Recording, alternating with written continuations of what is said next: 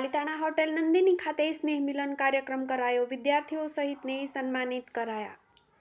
સર્વ સમાજને સાથે રાખીને ચાલતા અને હંમેશા સેવાકીય પ્રવૃત્તિઓ કરવા તત્પર રહેતા એવા પાલિતાણા વોર્ડ નંબર 5ના નગરસેવકના પ્રતિનિધિ અને સામાજિક રાજકીય અગ્રણી હોટેલ નંદિની પાલિતાણાના નિકુલસિંહજી એસ સરવૈયા દ્વારા સ્નેહ મિલન કાર્યક્રમનું આયોજન કરવામાં આવ્યું હતું તેમજ વિદ્યાર્થીઓ સહિતને સન્માનિત પણ કરવામાં આવ્યા હતા। પાલિતાણા હોટેલ નંદિની ખાતે કાર્યક્રમનું આયોજન કરવામાં આવ્યું હતું જેમાં પાલિતાણા નગરપાલિકાના હોદ્દેદારો, સામાજિક અગ્રણીઓ, વિવિધ સમાજના હોદ્દેદારો, ધર્મગુરુઓ ઉપસ્થિત રહ્યા હતા અને વિદ્યાર્થીઓને સન્માનિત કરવામાં આવ્યા હતા તેમજ સામાજિક અગ્રણીઓને પણ સન્માનિત કર્યા હતા અને પાલિતાણાના મીડિયાકર્મીઓ તેમજ વિવિધ સેવાકીય પ્રવૃત્તિઓ સાથે સંકળાયેલા લોકોને સન્માનિત કરવામાં આવ્યા હતા। નિકુલસિંહ સરવૈયા દ્વારા સેવાકીય પ્રવૃત્તિઓ કરવામાં આવી રહી છે ત્યારે વાર્ષિક સ્નેહ મિલન કાર્યક્રમ કરી વિદ્યાર્થીઓ, પત્રકારો સહિત અગ્રણીઓને સન્માનિત કરી કાર્યક્રમ કર્યો હતો અને સ્નેહ મિલન યોજવામાં આવ્યું હતું ત્યારે નિકુલસિંહ સરવૈયાને પણ લોકોએ અભિનંદન પાઠવ્યા હતા અને સેવાકીય કાર્યક્રમ કરતા રહે તેવી શુભકામનાઓ પાઠવી હતી।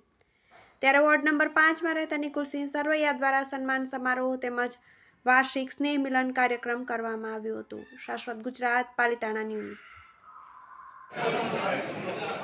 પાલિતાણા નગરપાલિકા ward number 5 councillor Nikulsinh Sarvaiya, hotel Nandini Palitana.